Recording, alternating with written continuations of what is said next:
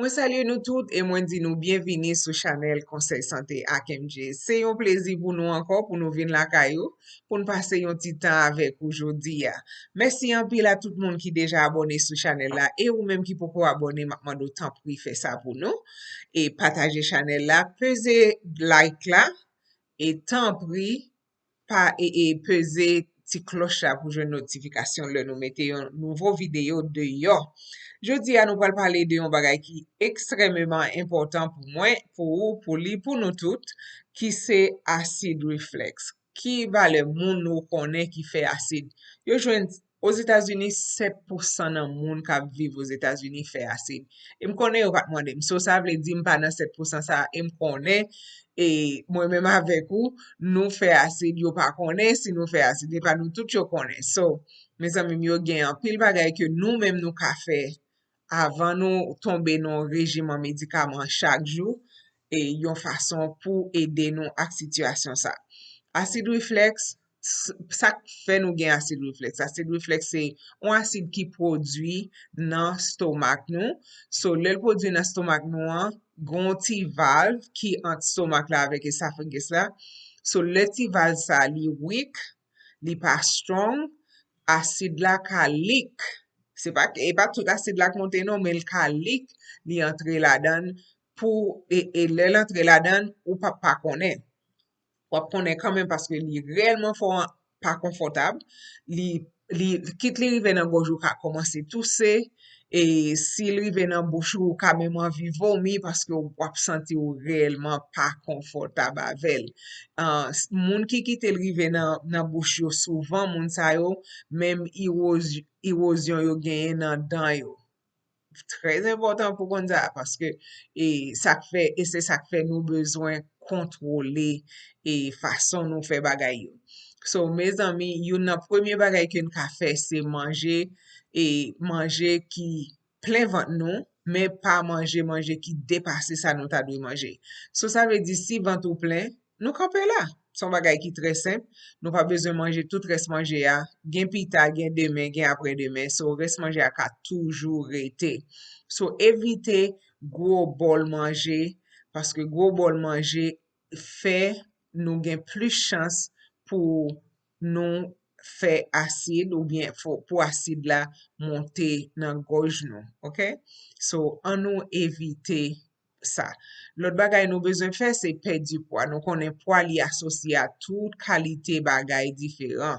Toute qualité maladie ou connaît li associé et poids si nous overweight li associé avec. So ça veut dire moi-même ou même nous tout nous besoin travail pour nous pour nous gagner yon weight qui approprié à hauteur nous et surtout pour aider nous à santé nous. So, si nous gain plus, moins poids, li pi bon pour nous, si ventre nous pas trop gros, li pi bon pour nous parce que tout autant ventre la pi gros, li vin gen plus pressure, c'est une raison qui fait acide là et joindre moyen pour parce que vin tout weight là li fait toute qualité problème. So, le nou gen weight ça comme ça, li pral cause the pressure from the stomach pral cause li pousse acide la monter dans gorge nou, dans bouche nou qui fait nous réellement uncomfortable. So nous pral travail sur ça. Yon nan l'autre bagay yo jwenn qui fait acide la déborder, c'est le ou manger trop farine. Parce que farine c'est yon nan bagay que bacteria reme en pile qui nan intestin yo kon gen bon bacteria ou gen bad bacteria, but bad bacteria yo reme et sacré les farine nan.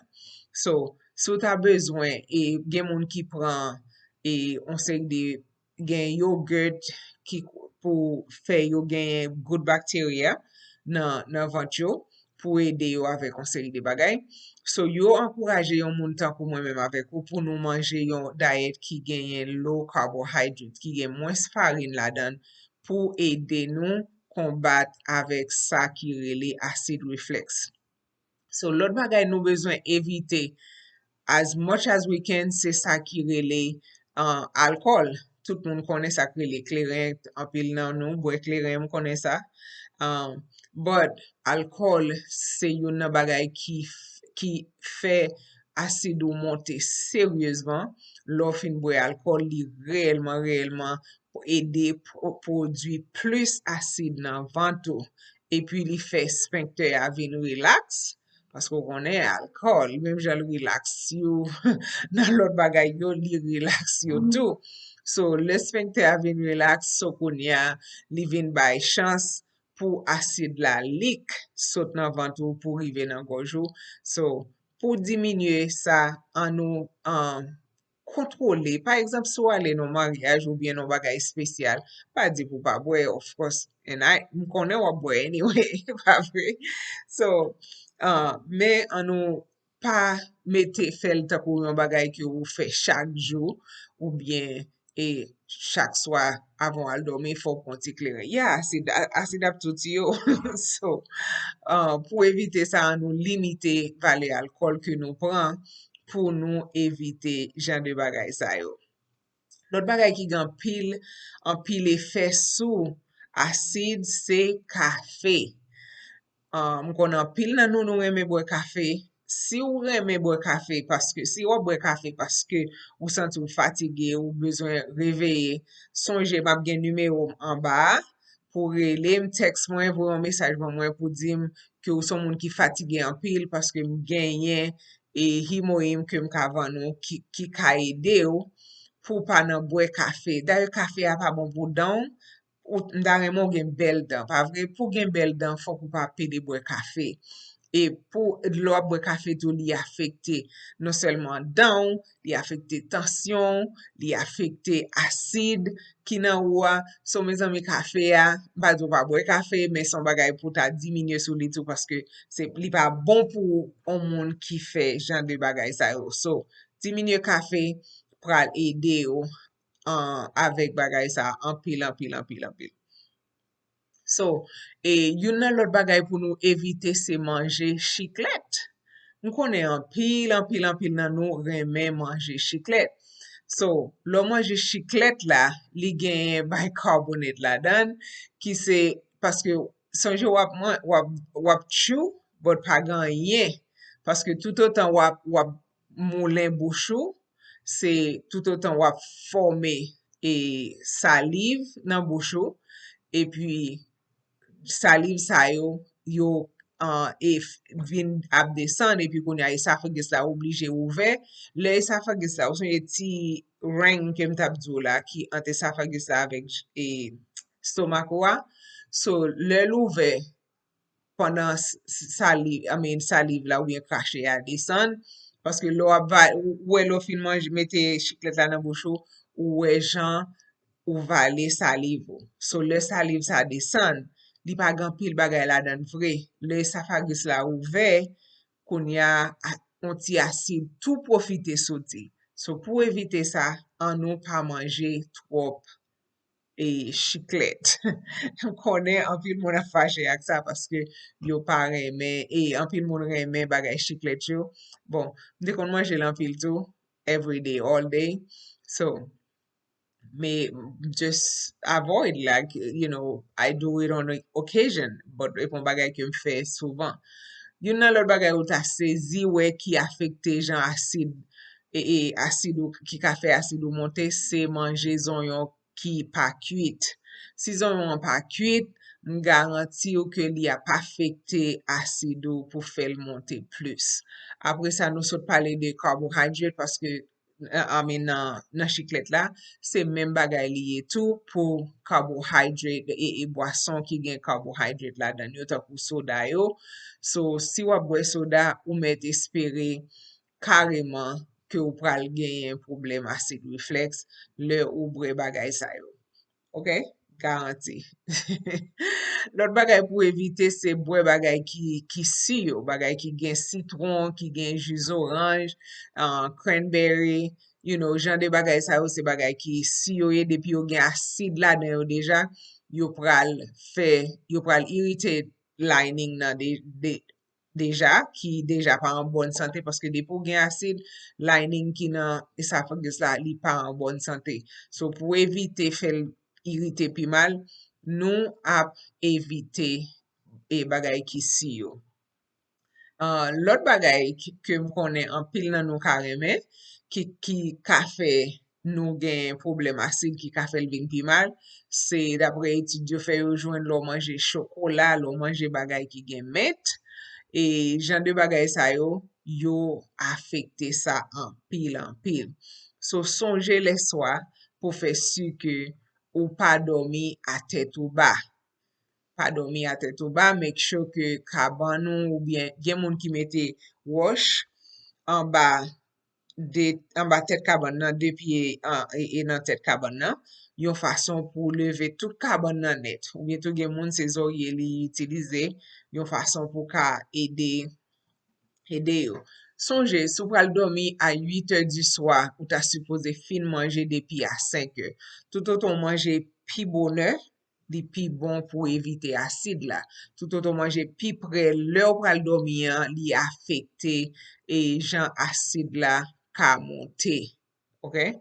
Yon nan bagay ki ou ta sezi tande, ki ka ede yo grandman, anvan mdzo li, pabli ya abone sou chanel la, e peze doit go pos la, e pi tanpri pataje chanel la avek tout moun nou konen, e nou tap apresye sa anpil. So, bagay ki important ki ou bezwen konen, si ou fe asid, le ou al kouche, pa dormi sou bon doatou. Ok? Dapre plizye etudyo fe yo jwen, ke lò dormi lò kouche sou bon doatou, li fe asid la monte plus, surtout nan nuit.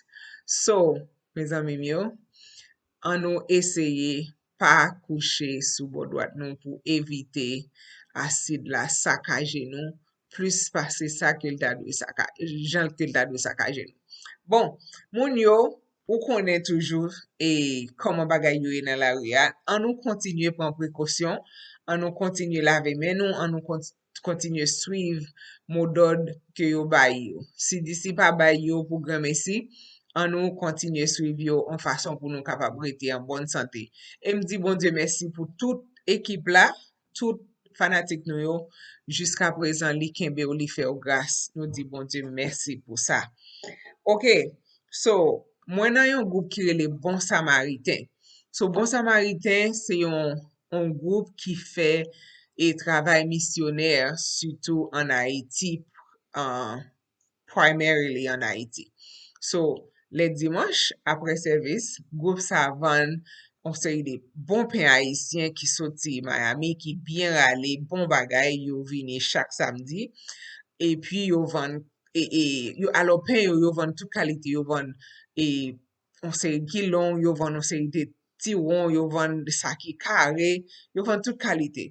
E also, yo van komparet, bon jan komparet haisyen, ki soti nan boulanger la kay nou, boulanger haisyen pare nou. So, si ou vle nou ede ti moun fè operasyon, nou ede moun a medikaman, nou pou pa ket moun Haiti ke nou supporte e nan san sa. So, se fundraising sa nou fè pou ede yo. Sou ta vle pase nan l'egliza map mette adres la an ba video pou pase, pou ka supporte nou achete e bon jan pen haisyen, bon jan komparet haisyen pou supporte Bon Samaritain yon fason pou nou kapab kontinye ede moun nap ede yo. Me zami, nou konen jan mremen nou, jan m'apresye nou, mremersi yo infiniment pou tan e mswete ou pason tre bonne semen an ba proteksyon le gran Dieu tout puissant. Merci tout moun e nap di yo au revoir pou konya e nap wè très bientôt pour yon lot vidéo pareil.